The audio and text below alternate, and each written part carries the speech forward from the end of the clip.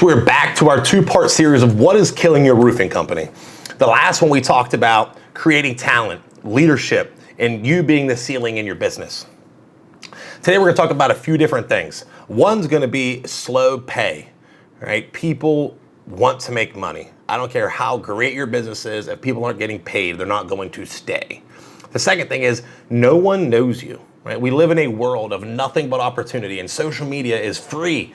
And if people don't know who you are, know who's on your team, know exactly what you're doing, and literally think about you and they think about your industry, you're not doing enough. And the last thing is your collections process, right? Your systems. You know, how quickly can you get a job from start to finish?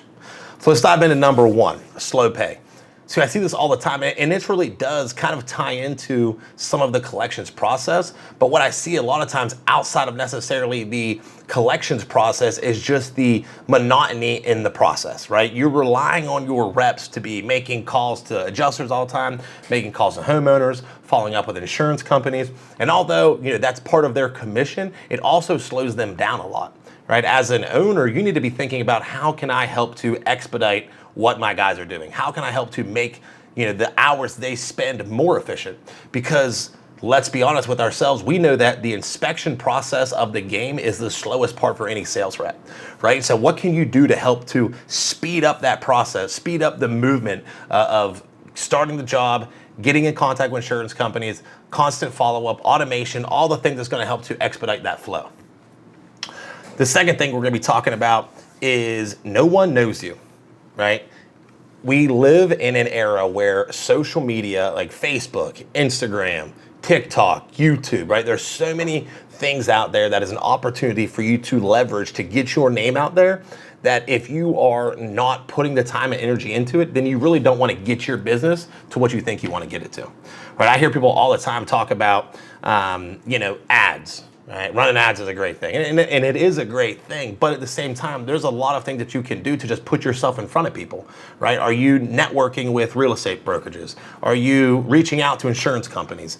Are you going to property management companies? Like, what are you doing to get you in front of people, right? I tell our people all the time is the focus is becoming omnipresent, right? We got the trucks wrapped. We've got every single build, we're putting a canopy up. We've got yard signs out. We've got SDRs in the area, right? We're constantly working it, right? Because if people think of roofing, they need to think of your business. And if they're not doing that, then you have not done enough.